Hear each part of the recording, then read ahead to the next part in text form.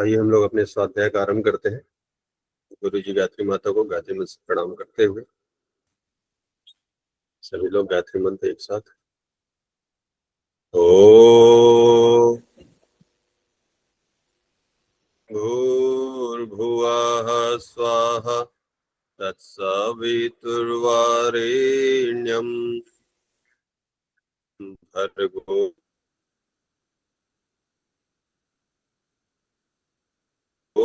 देवस्य धीमहि धियो प्रचोदयात्। ओम गुरुर्ब्रह्मा गुरुर्विष्णु गुरुरेव महेश्वरा गुरुरेव परब्रह्मा तस्मै श्री गुरुवे नमः। ओम अखंडमंडलाकारं व्याप्तं येन चराचरं तत्पदं दर्शितं येन तस्मै श्री गुरुवे नमः। तस्मै श्री गुरुवे नमः। सभी को प्रणाम। तो आज के अध्याय के क्रम में हमारा युग दृष्टा का जीवन दर्शन है और आज का वाचन अमन भैया किसका है, एक बार देखना पड़ेगा मुझे। जी भैया जी। तो इसमें आज का वाचन है मनीषा त्यागी दीदी का वाचन है, आदरणीय मनीषा त्यागी जी। और उमा दीदी का उमा दीदी वाचन है तो प्रस्तुतिकरण। जी जी जी जी भैया जी। ठीक है, तो उमा दीदी अगर हो तो हम लोग शुरू कर सकते हैं। उमा दीदी आज उपलब्ध नहीं है क्योंकि उनके यहाँ वो नेटवर्क की फ्लक्चुएशन के कारण, तूफान के कारण नेटवर्क में दिक्कत आ गई है। अच्छा अच्छा, तो इसलिए आज वाचन कोई भी और भी कोई भाई बहन करना चाहे तो कर सकते हैं।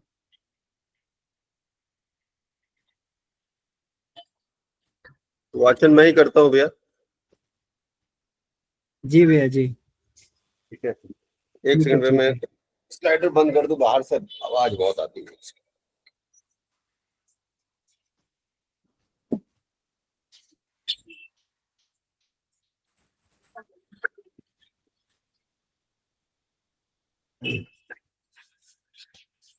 भैया ये लंबा चैप्टर है तो थोड़ा थोड़ा वाचन कर लेते हैं।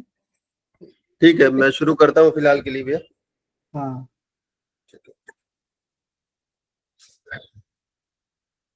आज का विषय है युग दृष्टा के जीवन दर्शन से पुरानी वाली पुस्तक में 5.28 और जो विषय है अमानत जो केवल दिव्य प्रयोजनों के लिए मिली है। शुरू करते हैं। सन 59 के 1 वर्ष वाले अज्ञातवास में जब गुरुदेव लौटे तो हम सब आश्चर्यचकित रह गए। उन दिनों हम लोगों का उनसे सीधा संपर्क भी था। आरंभ के 1 महीने ही वे हिमालय के हृदय चेतना के ध्रुव प्रदेश में रहे थे। इसके बाद गंगोत्री उत्तर काशी ही उनके साधना केंद्र रहे। गंगोत्री में वे केवल पत्तियों पर रहे। खाद्य प्रबंध न हो सकने अथवा जो भी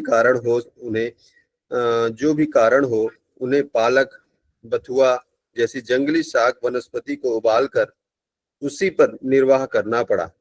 आरंभ में पतले दस्त होने लगे थे, पीछे वे पत्तियां जैसे तैसे हजम होने लगी थी।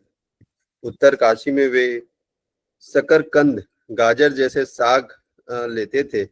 सप्ताह में 1 दिन खिचड़ी आदि। दूध गंगोत्री में तो था ही नहीं, पर उत्तर काशी में 1 पाव प्रतिदिन का प्रबंध हो सका।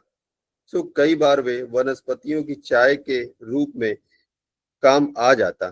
घी, मेवे, फल आदि वे यहाँ भी कहाँ लेते हैं, वहां तो इन चीजों को छुआ तक नहीं। ऐसी दशा में यही आशंका की जा रही थी कि वे लौटेंगे तो बहुत दुबले होंगे। आशंका के विपरीत उनका वजन 18 पाउंड बढ़ा हुआ था। चेहरे पर लालिमा झलकने लगी थी और झुर्रियां आधी से ज्यादा मिट गई थी। लोकाचार किसी के अच्छे स्वास्थ्य पर आश्चर्य आश्चर्य प्रकट करने का नहीं है, सो आरंभ में कुछ भी नहीं कहा गया, पर अवसर पाकर मैंने एक दिन इस सुधार का कारण पूछ ही लिया। उन्होंने उत्तर दिया, मात्र आहार पर ही शारीरिक स्वास्थ्य निर्भर नहीं रहता, जलवायु, मन स्थिति और संयम नियम पर ही बहुत हद तक अवलंबित है। हिमालय का शीत प्रधान वातावरण, निरंतर गंगा जल का उपयोग, हर काम में समय को नियमित व्यवस्था, भूख से कम खाने से पाचन सही होना, चित्त का दिव्य चिंतन में निरत रहना, मानसिक विक्षोभ और उद्वेग का अवसर न आना, यह ऐसे आधार हैं जिनका मूल्य पौष्टिक आहार से 1000 गुना ज्यादा है। तपस्वी लोग सुविधा साधनों का, आहार का अभाव रहने पर भी दीर्घजीवी, पुष्ट और सशक्त रहते हैं। उनका कारण उपयुक्त है उनका कारण उपर्युक्त है, जिसका महत्व आमतौर से नहीं समझा जाता। हिमालय पिता की गोद में जब भी वे गए, अपने शारीरिक मानसिक स्वास्थ्य में अद्भुत अभिवृद्धि करके ही वापस आए। सोनेपन की हानिकारक प्रतिक्रिया बताते हुए वे अक्सर अपने स्वतंत्रता संग्राम के जेल जीवन की वह बात सुनाया करते थे, जिसमें उन्हें 1 मास की काल कोठरी भुगतनी पड़ी थी। 1 मास के सूनेपन ने उनके शारीरिक स्वास्थ्य एवं मानसिक संतुलन को बुरी तरह बिगाड़ दिया था। इसके विपरीत एक बार सन 62 में 3 महीने के लिए वे हिमालय गए और सर्वथा एकाकी सघन वन प्रदेश में रहे तो आश्चर्यजनक मनोदशा लेकर आए। वे अत्यधिक प्रसन्न, प्रफुल्लित और संतुष्ट दिखाई देने लगे।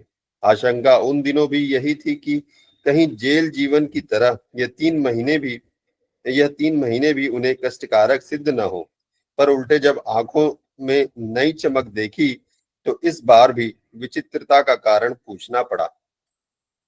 उन्होंने बताया, हिमालय के दिव्य वातावरण में उनके शरीर को ही नहीं, मन को भी एक दिव्य स्फुरण मिलता है। इस बार एक नया प्रकाश मिला। पशु पक्षी, छोटे जीव जंतु, यहाँ तक कि वृक्ष और पौधे में भी आत्मा की चेतना की उपस्थिति प्रत्यक्ष परिलक्षित हुई।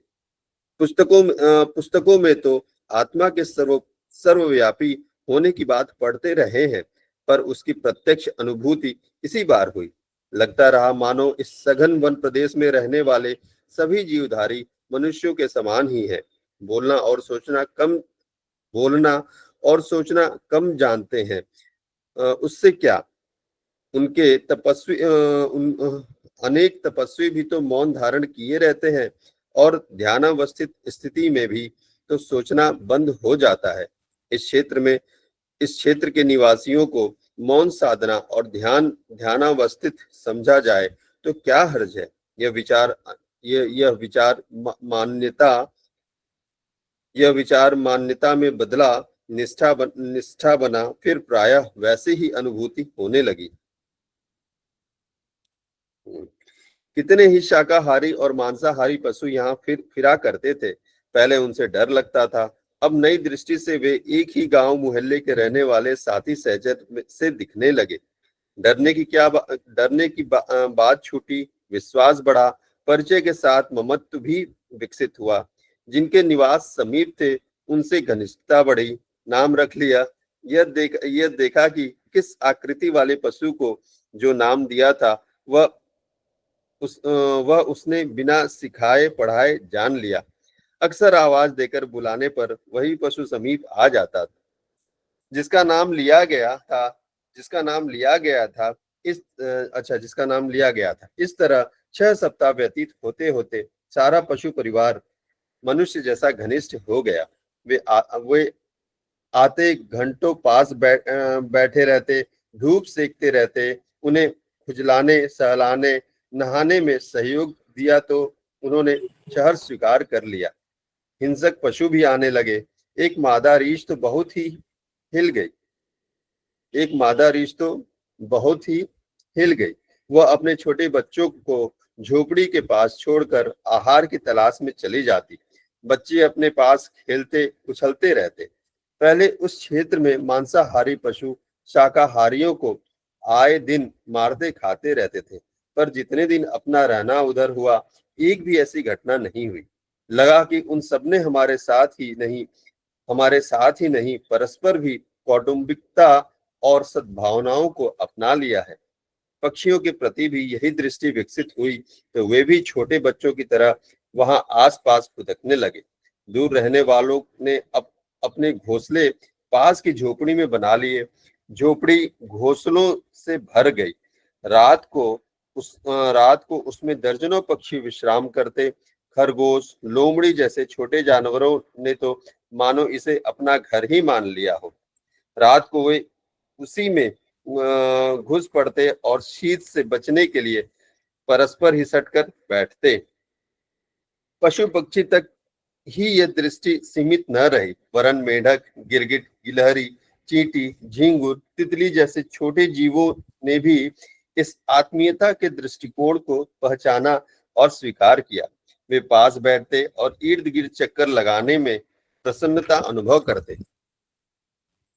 पीछे तो वृक्ष और झाड़ियां भी भाई भतीजे जैसे लगने लगे। वे अपने स्थान पर से हट तो नहीं सकते थे, पर दिखते ऐसे थे मानो हमारी सुरक्षा के प्रहरी तथा शुभचिंतक के रूप में खड़े ड्यूटी दे रहे हैं। सद्भावना उनमें भी प्रतिध्वनित होती देखी।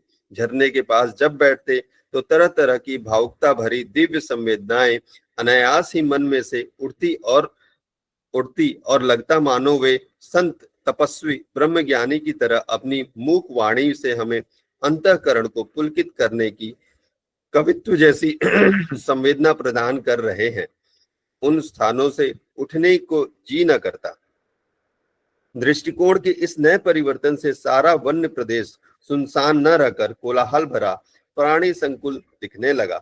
यह एक नया ही लोक था। मनुष्य में पाई जाने वाली धूर्तता और दुष्टता का यहाँ नामो निशान नहीं। सभी प्राणधारी वाणी और विचारों को मात्र निर्धारित कर्तव्य के लिए प्रयोग करते प्रतीत हुए। वाणी और विचार को मात्र निर्धारित कर्तव्य के लिए प्रयोग करते प्रतीत हुए। सुनेपन के कारण जो भय पहले लगा करता था, इस बार तनिक भी नहीं लगा, वरन यह प्रतीत होता है दुष्ट मनुष्य की तुलना में यह वन्य लोक कहीं अधिक शांत, सात्विक एवं उत्कृष्ट है। यह गाथा पुरानी है कि बालक भरत सिंहनी के बच्चों को खिलाने के लिए पकड़ ले जाता था। शिवाजी ने सिंहनी का दूध दुहा था। संत ज्ञानेश्वर ने भैंसे से वेद मंत्र उच्चारण कराए थे। ऋषियों के आश्रमों में गाय और सिंह एक ही घाट पर पानी पीते थे। नई अनुभूति गुरुदेव की है कि यदि अपनी आत्मा में भय, शंका, अविश्वास, द्वेष, परायापन न हो, आत्मीयता की निष्ठा अति प्रगाढ़ हो, तो मनुष्य जैसा संवेदनशील प्राणी द्वारा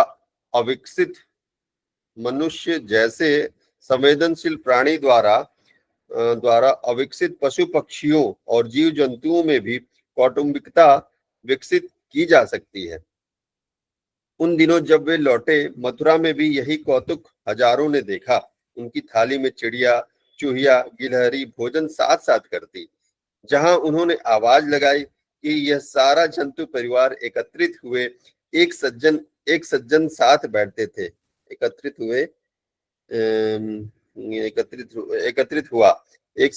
बैठते थे। छोटी चुईया उन्हीं की थाली में घुस पड़ी। उन्होंने चुईया को तो नहीं भगाया, पर रोटी हाथ में लेने के लिए ऊपर उठाई। चुईया रोटी से लटक गई, पर रोटी नहीं छोड़ी। इतनी निर्भयता और आत्मीयता तो उन्होंने घरेलू प्राणियों में पैदा कर ली थी। वन में भी उन्हें वैसा ही कौटुंबिक वातावरण जीव जंतुओं के साथ मिला। इसमें आश्चर्य की कोई बात नहीं। आत्मीयता का उत्कृष्ट प्रवाह अपने साथ किसी को बहा ले चलने में समर्थ हो सकता, फिर भले ही वे पशु पक्षी या कीट पतंग ही क्यों न हो। यह हिमालय पिता का ही अनुदान था, जिसने ज्ञान चक्षु खोले और आत्मा के सर्वव्यापी होने का आभास कराया। इस आभास के कारण सर्वत्र आत्मीयता बिखरी और उसकी प्रतिक्रिया समस्त चेतन जगत की सद्भावना अपने प्रति बरसने लगी। इसके अतिरिक्त आनंद एवं संतोष असंख्य गुना बढ़ गया और साथ ही आत्मबल भी विकसित होता चला गया। यह आत्मीयता का विकास ही है जिसने लाखों व्यक्तियों को मजबूत रस्सी के साथ जकड़कर उनके साथ बांध दिया है। क्यों मजबूत रस्सी के साथ पकड़ बांध दी? विद्वता, प्रतिभा, भाषण, लेखन, संगठन, आंदोलन, प्रतिपादन आदि बहुत छोटे आधार हैं। यह कला दूसरों को भी अच्छी तरह आती है, पर वे इतना सघन कुटुंब कहाँ बना पाते। बहुत छोटे सघन कुटुंब कहाँ बना पाते हैं। उनकी कला भर आकर्षण का केंद्र बनी रहती है। ऐसे व्यक्तित्व किसी को घनिष्ठ आत्मीयता में बांध लेने और किसी से कोई साहसपूर्ण कार्य करा सकने में समर्थ नहीं होते। गुरुदेव ने हिमालय के वातावरण में अंतर्मुखी होकर प्रकृति के कण कण में सन्निहित दिव्यता को पढ़ा, समझा और उसकी असली शिक्षा जिसने उन्हें मात्र विद्वान ही नहीं बना रहने दिया, वरन तत्वदर्शी के स्तर तक पहुंचा दिया। हिमालय को वे जड़ नहीं चेतन मानते हैं। उमा महेश से लेकर अन्य देवताओं की सघनता इस क्षेत्र में विद्यमान है, ऐसा वे अनुभव करते हैं। जब जब वे वहां जाते हैं, कुछ ऐसे विचित्र अनुभव सुनाते हैं जिससे वहां देव सत्ता की प्रत्यक्ष उपस्थिति का विश्वास करना पड़ता है। एक बार कुछ जड़ी बूटियों की खोज में रास्ता भटक गए और अपने स्थान से बहुत दूर, संभवतः 20 मील आगे निकल गए। रात हो गई, हिंसक पशुओं की आवाज गूंजने लगी। ऐसे समय में एक मनुष्य जैसा शरीर उन्हें हाथ पकड़कर आधे घंटे में ही यथा स्थान पहुंचा गया। एक वर्षा के पानी से उनका निवास सब ओर से घिर गया। खाद्य पदार्थ समाप्त। आगे एक बार वर्षा के पानी से उनका निवास सब ओर से घिर गया, खाद्य पदार्थ समाप्त। इसी समय एक मनुष्य का दिखना और हाथ के इशारे से जमीन खोदने का इशारा करना, खोदा जाना और वहां से 20 सेर भारी एक ऐसे मीठे और स्वादिष्ट कंद का निकालना जिस पर कई सप्ताह भली प्रकार निर्वाह किया जा सके। हिंसक जंतुओं के आए दिन मुकाबला होते रहना, पर कुछ दुर्घटना न घटना। एक बार किसी विपत्तिग्रस्त को सारे पैसे दे दिए, पास में कुछ भी न रहा। दूसरे दिन सिरहाने काम चलाऊ धन मिल जाना, उस क्षेत्र में निवास करने वाली दिव्य आत्माओं का आभास और उनसे भेंट करने का सुयोग आदि एक से एक बढ़कर ऐसे अद्भुत अनुभवों की श्रृंखला उस हिम प्रदेश की है, जिसे सुनते जादू तिलिस्म जैसी कथा प्रसंग का रस आता है, पर उसमें अत्युक्ति की बात तनिक भी नहीं। उनका उच्च व्यक्तित्व कौतूहल वर्धक गाथाएं पढ़कर किसी को भ्रमित करने की चेष्टा करेगा, ये तो कल्पना भी नहीं की जा सकती। फिर भी वे प्रसंग उन्होंने किसी को बताए तो नहीं, वे सिर्फ उन्हें ही विदित थे, जिनमें से कुछ की एक हल्की सी झांकी इसलिए प्रस्तुत करनी पड़ी कि हिमालय की दिव्यता को समझा जा सके और उस खदान से बहुमूल्य रत्नों को उत्खनन करने का अन्य आत्म विद्या प्रेमियों को भी लाभ मिल सके। इन दिनों वे फिर इसी क्षेत्र में है। लगता है वे भविष्य में भी वहीं से निरंतर दिव्य उपलब्धियां प्राप्त करने और सर्वसाधारण तक पहुंचने का कार्य करेंगे। प्रतिबंधित अवधि तो वसंत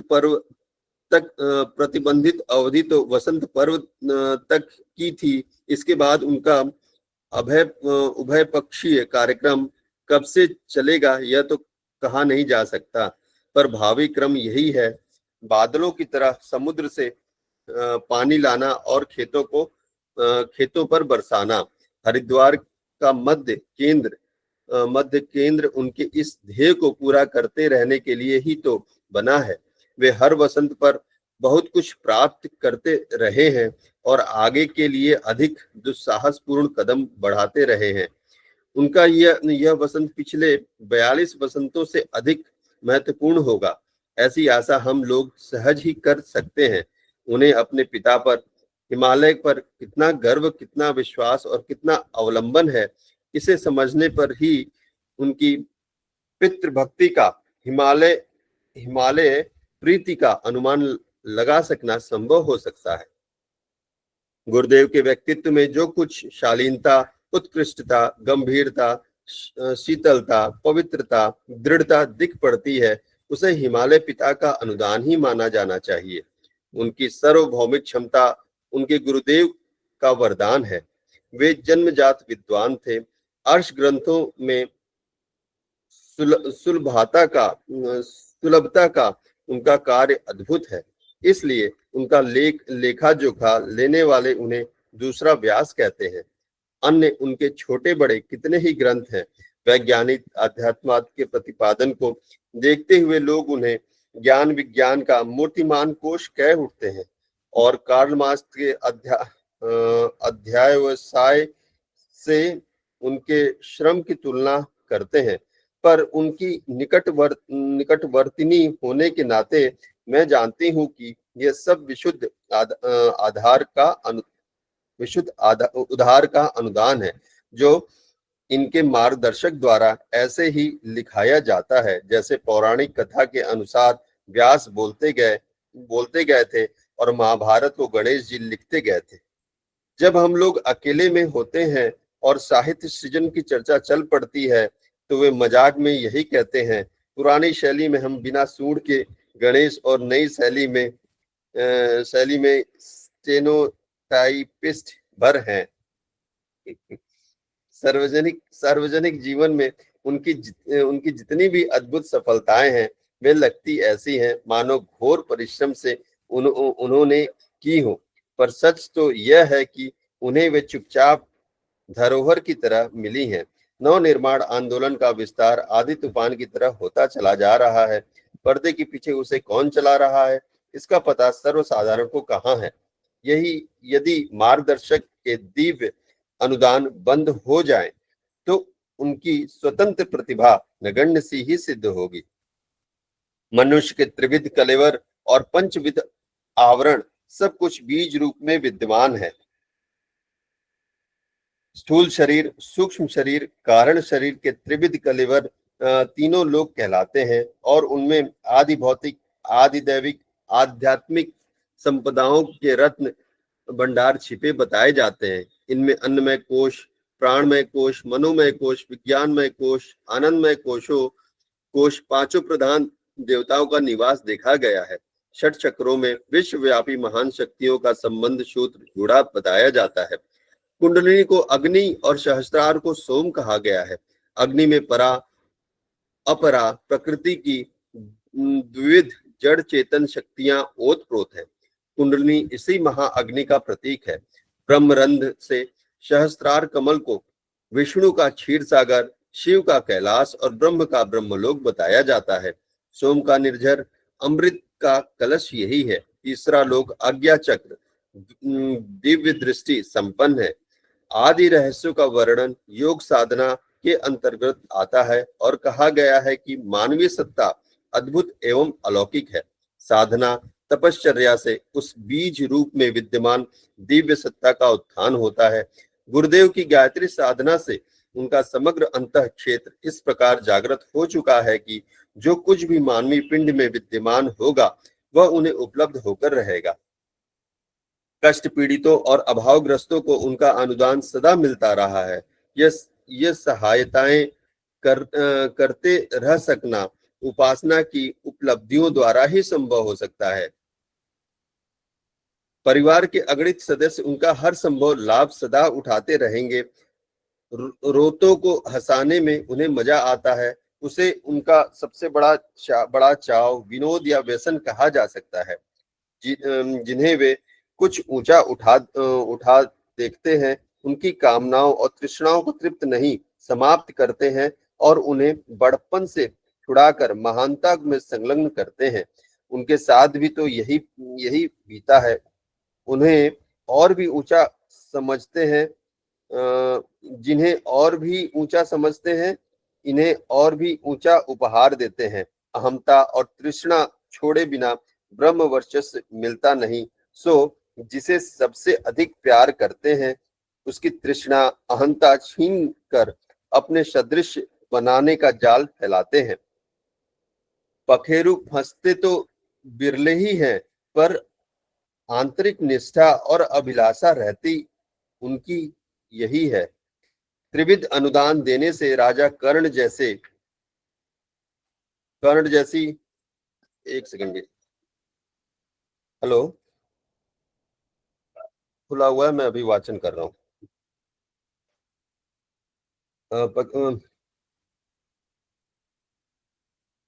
त्रिविध अनुदान देने से राजा कर्ण जैसी,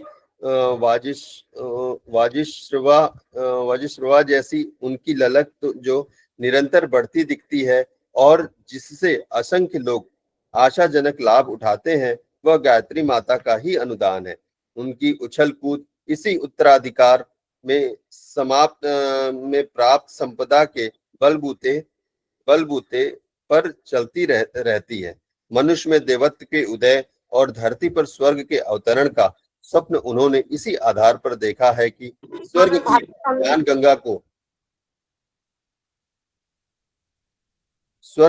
ज्ञान गंगा को धरती पर लाने के प्रयास में वे भागीरथ की तरह जूझते रहेंगे और गायत्री माता की दिव्य सत्ता उन्हें मुक्त हस्त से सहायता प्रदान करेगी। गुरुदेव को 3 अभिभावकों के 3 अनुदान उपलब्ध होते रहे हैं। हिमालय पिता से प्रखर पवित्र व्यक्तित्व, मार्गदर्शक गुरु से लोक मंगल के लिए अभिष्ट सामर्थ्य, गायत्री माता से तत्वयुक्त ब्रह्म वर्चस्व, इन तीनों ही उनकी उधार ली हुई अनुदान में प्राप्त विभूतियां हैं। वे इस शर्त पर मिली है कि उनका, ये छूट नहीं ना गया है, नहीं, मिली है कि उनका एक कण भी अपने लोभ मोह के लिए, स्वल्प साधन के लिए खर्च न किया जाए। सो उन्होंने इस प्रबंध का सदा पूरा ध्यान रखा है। हम दोनों में से कोई अस्वस्थ हो जाता है तो दवा दारू का ही सहारा लेते हैं। दूसरों को दी जाने वाली दिव्य सहायता में से एक का भी अपने लिए प्रयोग नहीं करते। जिन्हें वे अपना अति घनिष्ठ मानते हैं, उनके प्रति भी ऐसी ही कठोरता बरतते हैं। घनिष्ठ आत्मीयता के साथ उनके दिव्य अनुदान ही जुड़े हो घनिष्ठ आत्मीयता के साथ उनके दिव्य अनुदान ही जुड़े होते हैं, भौतिक आशीर्वाद नहीं। भौतिक आवश्यकताएं प्राप्त कर ही ली है, इच्छा आकांक्षा का उन्माद कब का हवा में उड़ गया। यदि कहीं कुछ रह भी गया हो तो भी अपने निज पुरुषार्थ से पूरा करते हैं या फिर सहते हैं। उसमें इस अमानत का एक कण भी खर्च नहीं किया जाता जो लोक मंगल के लिए धरोहर के रूप में ली गई अथवा दी गई है। स्वर्ग मुक्ति सिद्धि विभूति कामनाएं सभी कुछ उनके लिए निरर्थक है। बार बार लेना, बार बार मरना और निरंतर सर्वतोभावेन इस परम सत्ता के इशारे पर चलते रहना ही उनका लक्ष्य है। जिसने उन्हें दिव्य माता, दिव्य पिता और दिव्य गुरु की महान उपलब्धियां देकर अनाथ से सनाथ बनाया है, वे दूसरों से भी यही कहते रहते हैं कि दिव्य अनुदान दिव्य प्रयोजनों के लिए मांगे जाए तो उत्कृष्टता दिव्य सत्ता को द्रवित कर सकती है और सहायता के लिए वांछित भी।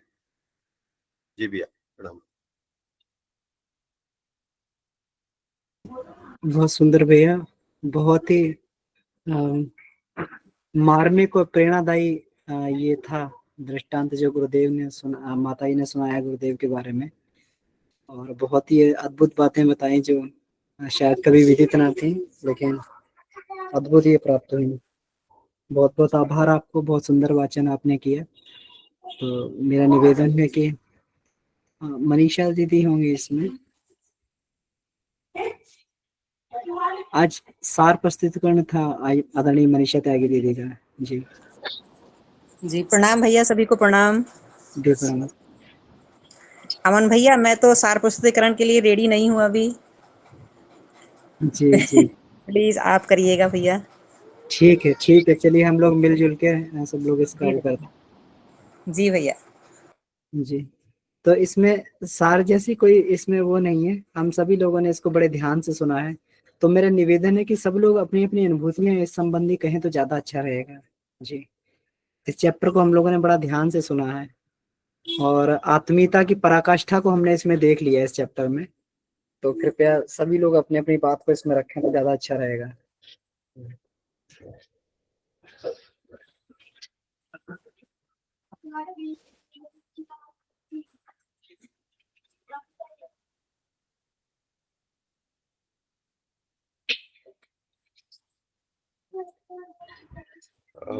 भैया मैं शुरू करता हूँ। जी जी भैया जी। जी भैया, दो तीन चीज जो एक आई कि गुरुजी का, भैया एक सेकंड कोई आया, मैं देख लेता हूँ थोड़ा। हाँ हाँ ठीक है भैया, ठीक है। और तब तक जो है कोई और भाई बहन इसमें अपनी बात को रखना चाहें तो रख सकते हैं। गुरुदेव जी इसमें आत्मीयता की पराकाष्ठा को इसमें ये रखा गया है। शायद दादा गुरु यही चाहते थे, जिस स्तर से उनके अंदर आत्मीयता थी, तो आत्मीयता विकसित कैसे हो, तो आत्मीयता विकसित करने के लिए ही उन्हें वहां पर भेजा गया। मनुष्य की आत्मीयता मनुष्य की आत्मीयता अपने परिवार तक रहती है, अपने बच्चों तक रहती है, परिवार तक रहती है। अधिक बढ़ जाएगी तो कहाँ तक बढ़ेगी, अपने पड़ोसी हो जाएगी। अपने ऑफिस में साथ साथ काम कर रहे हैं लोग, अपने रिश्तेदार नातेदारों के साथ में आत्मीयता विस्तार हो जाएगा, है ना।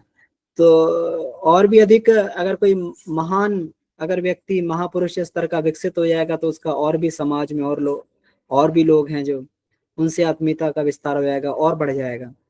लेकिन इससे भी अधिक, जिसको ये कहा जाता है कि कण कण में जिसको कहते हैं ना, विज्ञानमय कोश का जब विस्तार होता है, व्यक्ति कण कण में उसके अंदर जो है सृष्टि के कण कण में आत्मीयता विकसित होने लगती है, कण कण में उसको भगवान नजर आते हैं। तो ये इस चीज का अभ्यास करवाने के लिए, इस तत्व ज्ञान को विकसित करने के लिए दादा गुरु ने वहां भेजा, और जानबूझकर वहां पर जो है उनको निर्जन प्रदेश में रखा है, ताकि कहीं पर भी कोई भी ऐसा वहां पर ना हो कि उन्हें कोई व्यक्ति वहां पर आदमी मिले। और आत्मीयता विस्तार किससे करना, आत्मीयता विस्तार ऐसे सृष्टि के प्राणियों से करना है जिनकी ना तो हम भाषा समझते ना वो समझते हैं, और उनका आचरण भी हमसे बहुत अलग है। शाकाहारी हो मांसाहारी हो, उनका आचरण भी हमसे अलग है। लेकिन उन्होंने बताया कि उन्होंने वहां पर सिद्ध करके जो है वहां पर ये दिखाया, वहां पर इस तत्व ज्ञान का बोध हो गया उन्हें, इस तत्व ज्ञान का बोध हुआ उन्हें, ये प्रकाश मिला कि सभी प्राणियों में एक ही आत्मा है, सभी प्राणियों में एक ही आत्मा है, और एक आत्मा को ये महसूस कर पाए। अभी देखिए कितना बढ़िया इसमें ये लिखा हुआ है कि इस बार एक नया प्रकाश मिला। पशु पक्षी छोटे जीव जंतु यहाँ तक कि वृक्ष और पौधों में भी आत्मा की चेतना की उपस्थिति प्रत्यक्ष प्रत्यक्ष परिलक्षित हुई, आत्मा की चेतना प्रत्यक्ष परिलक्षित हुई। पुस्तकें में जो आत्मा के सर्वव्यापी होने की बात पढ़ते थे, पर उसकी प्रत्यक्ष अनुभूति इसी बार हुई। देखिए गुरुदेव जैसे व्यक्ति भी ये कह रहे हैं कि प्रत्यक्ष अनुभूति उन्हें तभी हुई जब प्रैक्टिकल करके। अब हम लोग तो बात ही क्या कहें कि हम लोग जो है आत्मा को देखते हैं, सब में देखते हैं, उनको भी प्रैक्टिकल करने के लिए ऐसी जगह में छोड़ दिया गया कि जहाँ पे वृक्ष और तो इसका मतलब इस स्तर का विस्तार उनको चाहिए था। इस बार जब हम शांति कुंज गए थे, तो वहां पे एक पुराने कार्यकर्ता थे, तो वो बता रहे थे वहां पर प्रवचन में कि एक बार वंदनीय माता जी जो है, दोपहर का समय रहा होगा, दोपहर का समय रहा होगा, तो दो कार्यकर्ताओं को बुलाया उन्होंने और बोला, बेटा ये सामने जाके देखो, जो रेल की पटरी उधर पड़ती है सामने शांति कुंज के उधर आगे जाके, उधर मोतीचूर की तरफ उस तरफ रेल की पटरी पड़ती है, तुम जाओ देख के आओ, मेरे बच्चे जो हैं, मेरे बच्चे वहां पर परेशान हैं। तो वो लोग गए वहां पर, तो गए और देखा कि वहां तो कोई मनुष्य नहीं था, लेकिन थोड़ी दूरी पर देखा तो एक हथनी अपने छोटे से बच्चे के पास बैठी हुई थी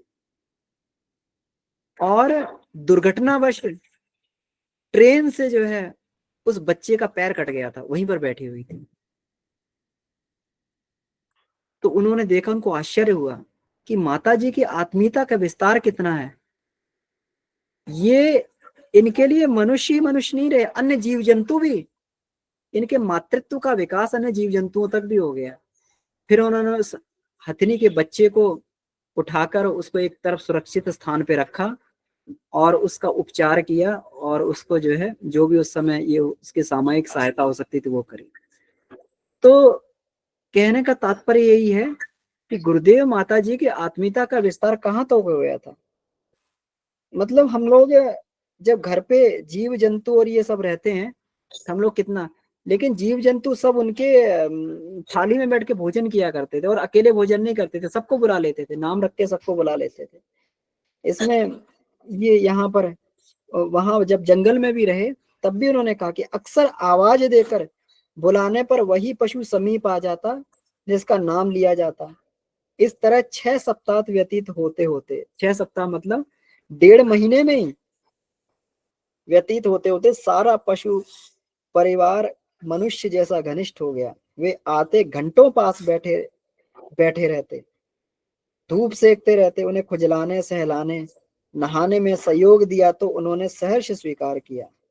हिंसक पशु भी आने लगे। एक मादा रीछ तो इतनी, तो बहुत ही हिल गई, वह अपने छोटे बच्चों को झोपड़ी के पास छोड़कर आहार की तलाश में चली जाती थी। इतना मतलब ये उनकी आत्मीयता का विस्तार, इतना प्रेम उन्होंने जो हिंसक पशुओं में भी विकसित कर दिया था कि रीछ जो है, मादा रीछ अपने बच्चों को छोड़कर सुरक्षित मानती थी, अपने बच्चों को गुरुदेव की झोपड़ी के साथ छोड़कर सुरक्षित मानती थी। और कटकटाती ठंड में जो है वहां पर अन्य जीव जंतु जो इसमें इन्होंने गुरुदेव ने बताया, लोमड़ी, खरगोश, चींटी, झींगुर, ये सारे के सारे जो है, जो जो जानवर थे, छोटे छोटे जानवर थे, उनकी झोपड़ी में ही दर्जनों जानवर उनकी झोपड़ी में ही आकर आश्रय लेते थे, रात में वहीं सो जाते थे आके। तो हम लोग समझ सकते हैं कि एक अद्भुत संसार गुरुदेव ने वहां पर ये देखा। तो इसमें ये, और पेड़ पौधों में भी गुरुदेव ने कहा कि ऐसी, वहां से एक पेड़ पौधों में भी इतनी आत्मीयता के विस्तार हो गया था, ऐसे लग रहा था कि वे वहां पर खड़े होकर पहरा दे रहे हैं, वहां पर खड़े होकर जो प्रहरी के तरीके से पहरा दे रहे हो और अपने अंतःकरण की संवेदनाएं गुरुदेव के अंदर प्रेषित कर रहे हैं, भाव भरी संवेदनाएं उनसे मिल रही हैं। जब पानी के झरने के पास में भी जाकर बैठ जाते थे, अंतःकरण में अपने आप भाव संवेदनाओं की सद्भावना की अपने आप दिव्य संवेदनाएं प्रकट होने लगती थी, दिव्य संवेदनाएं उठने लगती थी। जैसे उन्होंने एक बार नदी के बारे में बताया था, पत्थर के बारे में बताया, पत्थर भी उनसे, चट्टान भी बात किया करती थी, उनके अंदर भाव संप्रेषण करते थे। जब उन्हें अकेलापन महसूस हो रहा था, वहां पर ऊब लग रहा था उधर, तो पत्थर पर लेटे ही जो है, और वहां पर जब रात में पत्थर पर लेट गए थे आके नदी में, तो वहां पर देखा कि नदी, चांदनी रात में नदी एक एक एक राजकुमारी का रूप धारण करके और वहां प्रकट होकर गुरुदेव से बात करती है। तो वहां पर हम लोग समझ सकते हैं कि जिसको जड़ कही जाने वाली चीजें भी गुरुदेव के वहां पर परिवार का हिस्सा बन गई और उनके अंदर संवेदनाओं का आदान प्रदान होने लगा। इसका मतलब हम लोग ये मान सकते हैं कि योनियां कभी भी जो जड़ भी कही जाती है उनके अंदर भी भाव संवेदना होती है, और वो जो है ये इसमें जो गुरुदेव ने इसमें आगे कहा है कि हिमालय कोई ऐसा नहीं है कोई वहां पे जड़ वातावरण है, वहां पर हिमालय वास्तव में पिता है। हिमालय के वातावरण में उन्होंने कण कण में सन्निहित दिव्यता को पढ़ा और समझा, और उसकी असली शिक्षा जिसने उन्हें मात्र विद्वान ही नहीं बना रहने दिया, तत्वदर्शी के स्तर पे पहुंचा दिया। आप देखिए विद्वान और तत्वदर्शी में कितना फर्क होता है। विद्वान तो वो है जिसको किताबी ज्ञान है, जिसने जो है उस किताबी ज्ञान के आधार पर अपने ज्ञान को विकसित किया है। लेकिन तत्वज्ञानी वह है जिसने सृष्टि के प्रत्येक तत्व में ईश्वर को देख लिया है, वह तत्वज्ञानी। तत्वदर्शी तो हिमालय ने उन्हें एक पिता के रूप में उनके अंदर तत्वदर्शन विकसित किया, तत्वदर्शन विकसित किया, और उसी ने उन्हें जो है महान बनाया। कहते हैं कि वहां पर चमत्कारी बहुत सारी घटनाएं हुई। इसमें वर्णन है कि एक बार चारों तरफ पानी पानी हो गया था, कहीं कोई ये नहीं था, तो एक व्यक्ति वहां पर जहाँ कहीं निर्जन में कहीं कोई व्यक्ति नहीं दिखाई देता, तो एक व्यक्ति उन्हें दिखाई दिए और उनसे इशारा किया, तो उन्होंने जो है वहां पर जमीन खोदने का इशारा किया, और वहां पे 20 सेर का उनको एक कंद मिला जो बड़ा स्वादिष्ट और मीठा था। बहुत सारे उनके साथ में ऐसे उदाहरण जुड़े हुए हैं। इससे भी बढ़ के उन्होंने ये लिखा हुआ है कि जो गुरुदेव लिखा करते थे, इसमें ये कहा गया है कि गुरुदेव जन्मजात विद्वान नहीं थे। आर्ष ग्रंथों में सुलभता का उनका कार्य अद्भुत है। गुरुदेव 4वीं तक स्कूल गए थे, और लघु कौमुदी सिद्धांत के आधार पर उनके पिताजी ने उन्हें संस्कृत की व्याकरण पढ़ा दी थी। तो जब संस्कृत की व्याकरण, उतना ही गुरुदेव की पढ़ाई थी बस, जो 4वीं क्लास तक गुरुदेव गए और संस्कृत जो अपने पिताजी से पढ़ ली, और उतनी पढ़ाई के बाद में बाकी जितना भी उन्होंने ये अपने अपने आप ही अपना कौशल उन्होंने विकसित किया। चाहे कहें कि उनकी जो है ये उनके गुरु ने उनकी दिव्य क्षमताओं को विकसित किया। आर्ष ग्रंथों में सुलभता का उनका कार्य अद्भुत है, इसलिए उनका लेखा जोखा लेने वाले दूसरा व्यास उनको कहते हैं। वैज्ञानिक अध्यात्मवाद के प्रतिपादन को लोग उन्हें ज्ञान विज्ञान का मूर्तिमान कोश कह सकते हैं। हम लोग कई बार जो इसमें चेतन अचेतन सुपर चेतन या फिर वांग्मय नंबर 13 जैसी हम लोग ये किताबें पढ़ रहे हैं, उसमें अद्भुत स्तर का विज्ञान जो आज वैज्ञानिकों के भी, भौतिक वैज्ञानिकों के भी स्तर से बहुत ऊंचा है।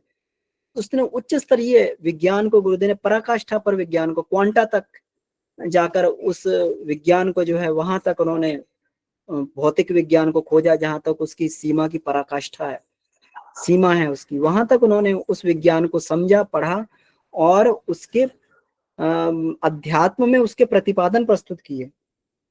तो इसको कार्ल मार्क्स जैसा अध्यावसाय ये कहा जा सकता है। उनके श्रम की तुलना की जा सकती है, पर उनकी निकटवासिनी होने के नाते मैं जानती हूँ, कितनी गहरी बात माता जी इसमें कह रही हैं, जानती हूँ कि यह सब विशुद्ध उधार का अनुदान है, उधार का अनुदान जो उनके मार्गदर्शक द्वारा ऐसे ही लिखाया जाता है जैसे पौराणिक कथा के अनुसार व्यास बोलते गए और महाभारत को गणेश जी लिखते थे। जब हम लोग अकेले में होते और साहित्य सृजन की चर्चा चल पड़ती तो वे मजाक में यही कहते कि पुरानी शैली में बिना सूंड के गणेश और नई शैली में स्टेनोटाइपिस्ट हैं। हम लोग आदरणीय राव साहब एक इसमें घटना भी सुनाते हैं कि एक बार 5 विषयों का जो है एमए व्यक्ति उनके पास में पहुंचा, 3 विषयों का एमए व्यक्ति उनके पास में पहुंचा और उसने, गुरुदेव आप इतना लिखते हैं, आप मुझे बता दीजिए, मैं जो है आपका स्टेनो बन जाऊंगा, मैं लिखता रहूंगा। तो गुरुदेव ने कहा कि बेटा इससे पहले एक 5 विषयों का एमए व्यक्ति भी मेरे पास में आया था, लेकिन मैंने मना कर दिया। इसलिए मना कर दिया कि मैं खुद ही किसी का स्टेनो हूँ, मेरा गुरु मुझे बोलता है मैं लिखता हूँ, इसीलिए मेरी राइटिंग इतनी घसीटी हुई, इतना स्पीड में लिखना पड़ता है। मेरे गुरु इतनी स्पीड में बोलते हैं कि मुझे इतना स्पीड में लिखना पड़ता है कि वो राइटिंग जो है कुछ ही लोगों को समझ में आती है। गुरुदेव का राइटिंग, आप अगर पत्र पाथेय पुस्तक है उसमें गुरुदेव के एग्जैक्ट हैंड राइटिंग में उसमें राइटिंग है, पत्र हैं, या फिर गुरुदेव की राइटिंग कहीं आपको पढ़ने को मिल जाए, तो बहुत कम लोग जो है उस हैंड राइटिंग को समझ पाएंगे। तो गुरुदेव कहते हैं मैं खुद किसी का स्टैन हूँ, मैं खुद जो है, अब मैं किसी से सुनूंगा फिर तुम्हें बोलूंगा, तब तक तो वो बहुत आगे निकल जाएंगे, इसलिए जो है मैं तुम्हें नहीं रख सकता लिखने के लिए। तो ये अद्भुत थी गुरुदेव की बात ये। उन्होंने कहा कि यदि मार्गदर्शन के दिव्य अनुदान बंद हो जाएं, तो उनकी स्वतंत्र प्रतिभा नगण्य ही सिद्ध होगी। खुद देखिए इस बात को कह रहे हैं।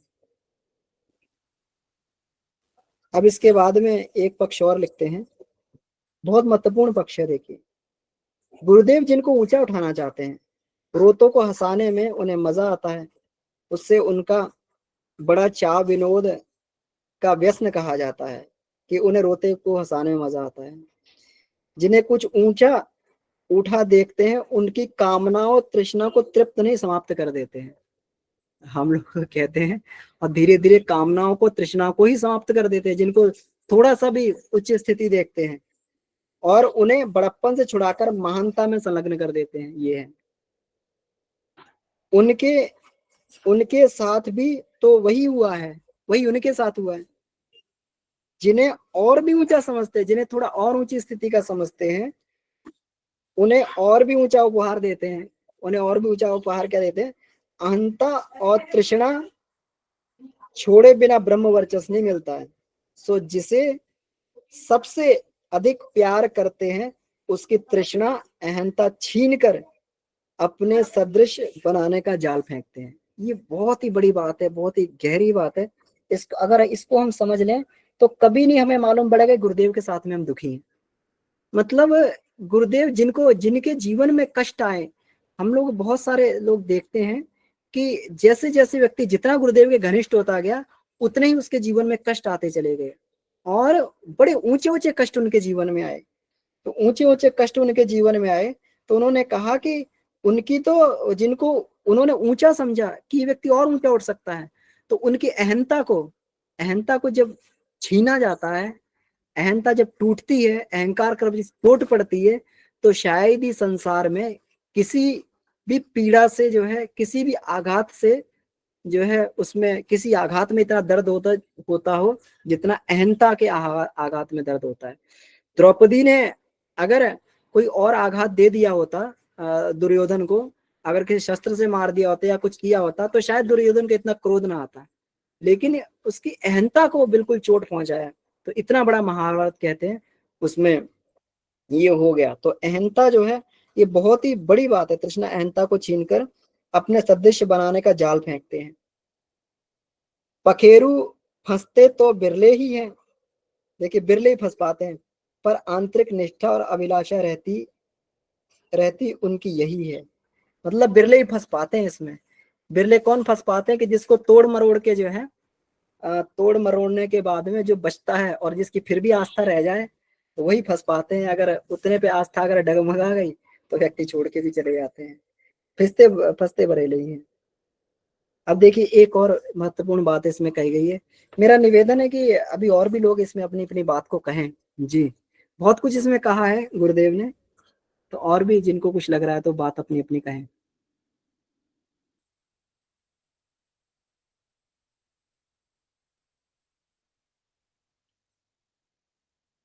ठीक है, जब तक आप नहीं बोलेंगे तब तक मैं फिर बोलता हूँ, क्योंकि इसमें इतना अद्भुत लग रहा है कि ये, लेकिन आप अपना हैंड रेज कर दीजिएगा जैसे ही आपको बोलना हो। हम दोनों में से कोई अस्वस्थ हो जाता है। जी प्रहलाद जी, भाई साहब बताएं। सबों को मेरा सादर प्रणाम। जी भाई बहुत साहब। अच्छा बोल रहे थे, लेकिन बीच में ब्रेक हुआ तो हमने हैंड रेज कर दिया। हमने जो समझा कि गुरुदेव ने गायत्री परिवार की नींव जो रखी, तो उसमें पहली ईंट जो है आत्मीयता की ही रखी, और उसी आधार पर बढ़ते बढ़ते यहाँ तक पहुंच गया गायत्री परिवार। तो उस चीज को हम सबों को मेंटेन करना चाहिए, हमको, आपको, सब किसी को मेंटेन करना चाहिए कि आत्मीयता में कहीं कमी न रह जाए मनुष्यों के साथ। और इस लेख में माता जी ने जैसा बताया कि मनुष्यों को छोड़कर पशु पक्षी से लेकर निर्जीव पदार्थों तक में से भी आत्मीयता गुरुदेव की बनी रही। तो ऐसा हमारा अनुभव रहा है कि पशु पक्षी से अगर जितना प्रेम करेंगे, वो लगेगा कि उसका दुगुना वो प्रेम दे रहा है। एक छोटी घटना के साथ हम अपनी बात समाप्त करेंगे। उस समय हमारी पोस्टिंग थी पतरातू, एक जगह है, अभी तो झारखंड में है। तो वहाँ से ट्रेन लेके हम लोग जाया करते थे, वहाँ से 200 किलोमीटर आगे। तो बीच में करीब-करीब 20 किलोमीटर का दायरा था, जहाँ दोनों तरफ जंगल था, घना जंगल था। तो हमारे सीनियर्स बताते हैं कि वो लाइन के किनारे गैंग हट बना हुआ रहता था, जिसमें वो गैंगमैन रहा करते थे, जो पटरियों की देखभाल करते हैं। तो वो 10-15 के झुंड में वो लोग रहते थे, जंगल में ही, और वहीं खाना बनाना, खाना, और दिन में जो है पेट्रोलिंग करना, पटरियों की देखभाल करना उनका काम था। उस जंगल में शेर, हाथी वगैरह सब रहा करते थे। तो एक दिन एक हाथी आया वहाँ पर और ज़ोर-ज़ोर से माने वहाँ लेट गया और छटपट कर रहा था। तो एक गैंगमैन ने देखा कि भाई क्या बात है? तो देखा कि उसके पैर से खून निकल रहा है, उसके पैर में कोई कील चुभी हुई है। और लोग तो वहाँ से हट के भाग गए कि भाई जंगली हाथी है।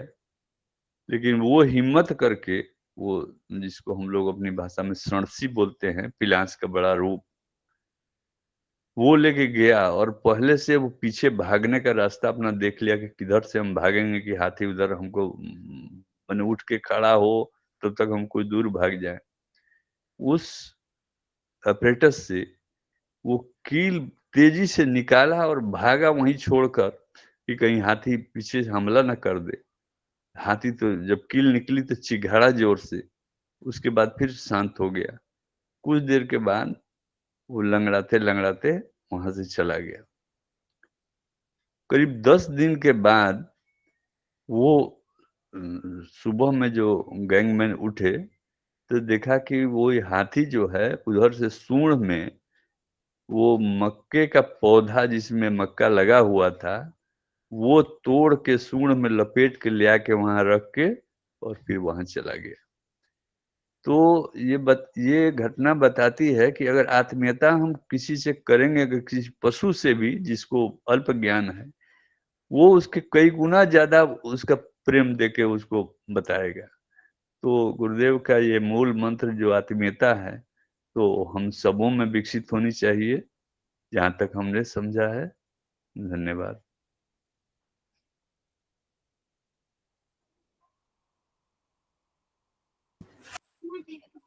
बहुत सुंदर भाई साहब, बहुत अच्छा आपने समझा है और आपके उदाहरण बहुत ही बढ़िया स्तर के होते हैं। बिल्कुल real example, real life example आप देते हैं। हम लोग तो पुस्तक में ही पढ़ते हैं, लेकिन आप रियल लाइफ एग्जाम्पल ढूंढ ढूंढ के लाते हैं, तो इससे हम लोग को बड़ा आनंद आता है आपकी बात सुनने से। बहुत सुंदर जी।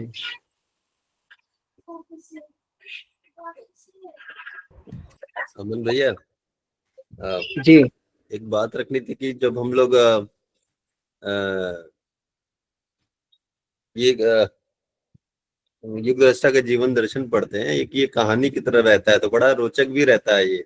और बड़ा मतलब ये चीजें बड़ी रुकती, मतलब कहानी ज्यादा हम लोग को प्रभावित करती है। और वैसे ही प्रहलाद भैया जब उसको रखते हैं तो और भी वो और बड़ा अच्छा लगता है वो कहानी के रूप में। तो कभी कभी लगता है कि अपनी जितनी सिद्धांतिक जो हम लोग पढ़ते हैं उसको कहानी के रूप में अगर मिल जाए तो और भी हमको लगता है कि लोग जुड़ पाए और वो बड़ा अच्छा लगेगा और लोग गहराई समझ पाएंगे। हैं? हमें कभी कभी अपने को ही लगता है कि कंटिन्यूअस जो है वो विचार विचार विचार, और जब ये युगदृष्टा का जीवन दर्शन पढ़ते हैं तो वो पूरा एकदम जो है कहानी के रूप में वही सारे विचारों को जो है कहानी के रूप में समाहित रहता है, तो बड़ा अच्छा लगता है भैया। और आज का जो विषय था उसमें एक चीज इससे ये लगती है भैया कि अगर कुछ ऐसा मन में हमारे प्रेरणा उठ रही है आगे के लिए, कि अभी तो ठीक हम लोग स्वाध्याय कर रहे हैं, लेकिन उन स्वाध्याय के पीछे हम लोग का उद्देश्य भी है, तो उन उद्देश्यों पे और भी जो है ये मन और मजबूत होता है कि ठीक है अभी जो हमारी कमियां हैं उसको हम लोग जैसे जैसे और अपनी साधना, अपना स्वाध्याय और उस पे और भी हम लोग करते जाएंगे तो निश्चित ही कुछ अंशों तक तो पहुंच ही जाएंगे। गुरु जी का जो जो इतना मतलब ये सोच के ही वो आत्मीयता का विस्तार कितना था कि एक किसी भी जीव को आके उनके पास कितना संरक्षण, कितना वो सब मिल रहा है। मतलब जहाँ वाणी का मतलब उपयोग ही नहीं, गुरु जी लिखे ना कि वाणी का तो उपयोग ही नहीं, बस वो कर्तव्य तक ही था वो सारा कुछ। इतना वो लाइन, एक छोटी सी लाइन इतनी ही वो थी कि वाणी का कुछ वो नहीं है, मोल ही नहीं है, सारा कुछ तो भाव अपनी संवेदनाओं का ही है। भाव संवेदनाओं की जो गंगोत्री अपनी कितना हम विकसित कर सकते हैं और है ही। और कम से कम हम अपने अपने मनुष्य स्तर पे इस शिक्षा की जो है हम लोग शुरुआत करें। मनुष्य स्तर से हो गया, अपने ग्रुप से शुरुआत करें, अपने परिवार से शुरुआत करें तो निश्चित ही भैया हम लोग अपना अपने को उत्कृष्ट कर पाएंगे, परिष्कृत कर पाएंगे। तो इससे एक विश्वास और ये सब मिलता है भैया बहुत स्वाध्याय से, और खासकर जो है गुरु जी के इस जीवन दर्शन से। जी भैया, नीमा दीदी का हैंड रेज है। जी नीमा दीदी। जी भैया, सभी को प्रणाम। जी एक प्रणाम अपने दीदी। जीवन का अनुभव आप लोगों को हमें भी सुनाना है। गुरुदेव की अखंड ज्योति में अक्सर ये बातें निकला करती थी कि पेड़ पौधे बहुत संवेदनशील होते हैं, वो हमें बहुत प्रेम करते हैं अगर हम उनसे प्रेम करें। तो अभी हमारी यह शादी नहीं हुई थी, बहुत दिन पहले की बात है। खूब ढेर सारे फूलों से बहुत प्यार था हमें, बहुत सारे फूल लगा के रखे थे और हमारी तबीयत बहुत खराब हो गई।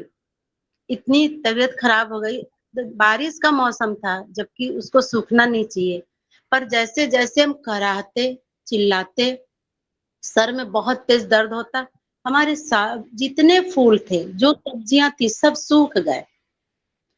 और भैया जैसे जैसे मेरी इलाज हुई और हम ठीक हुए, वो सब फिर से लहलहाने लगे।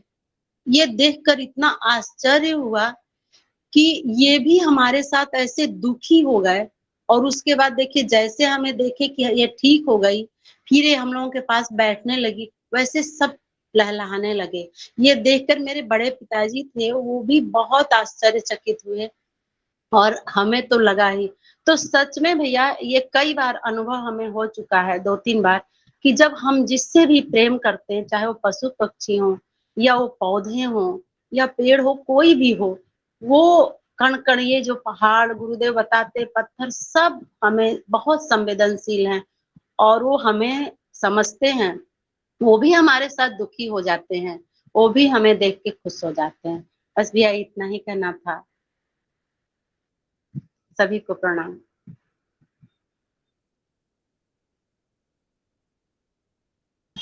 बहुत सुंदर दीदी।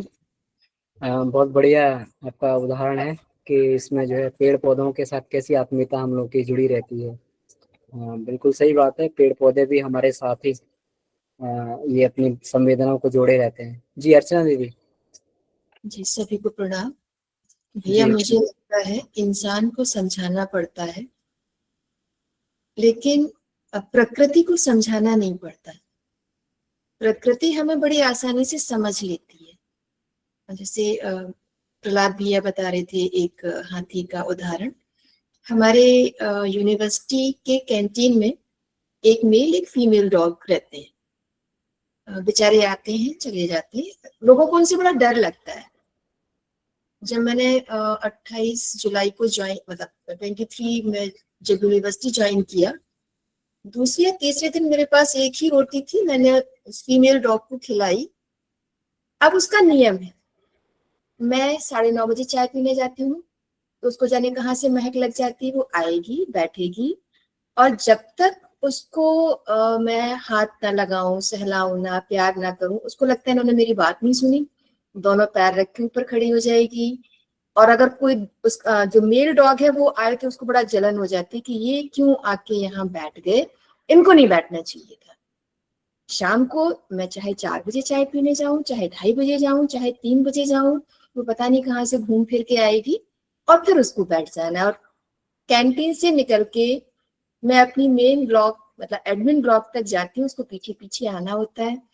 तो जितने भी साथी होते हैं कहते हैं क्या मैम आपको कैसे पता चलता है, इसको कैसे पता चलता है कि आप आ गई हैं, और हम सबका बैठना मुश्किल कर देती है।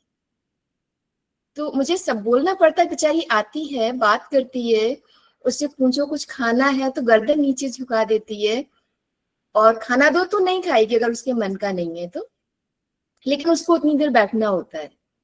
तो मतलब वही इंसान को समझाना पड़ता है कि हम क्या महसूस कर रहे हैं। और जिस दिन मेरा मूड ऑफ होता है वो ना हाथ लगाएगी ना पैर लगाएगी, बस उतनी देर बैठेगी, चाय पिए, मतलब मेरे चाय पीने तक बैठेगी, फिर चुपचाप चली जाएगी। तो प्रकृति ज्यादा संवेदनशील है, बस यही था। जी दीदी, बहुत सुंदर। और जो कुत्ते होते हैं, जो इनमें घ्राण शक्ति बहुत तेज होती है, ये हमारी सारी संवेदनाओं को सूंघ लेते हैं। जैसे हमारे हार्मोनल सेक्रेशन होता है तो हमारी सारी चीजों को सूंघ लेते हैं और इन्हें पता लग जाता है कि हमारा भाव क्या चल रहा है। ये बहुत ही तेज होते हैं ये, और प्रेम तो अद्भुत होता ही है इनमें। बहुत सारी घटनाएं अपने जीवन में जुड़ी हुई हैं ऐसी, अभी समय नहीं है, फिर कभी हम लोग चर्चा करेंगे। तो आइए, अब समय हो गया तो इसी के साथ आइए आज के स्वाध्याय को, ये आत्मीयता का सूत्र हमारे जीवन में भी इसी तरीके से आए, विकसित हो, गुरुदेव से ऐसी प्रार्थना है। और हम लोग भी अपने आत्मीयता विस्तार को ऐसे करते हुए चले जाएं, इसी प्रार्थना के साथ में आइए शांति पाठ करते हैं। ओ शांति शांति शांति। जी समाप्त। सभी को प्रणाम, धन्यवाद। सभी को हाँ भैया, सबको प्रणाम।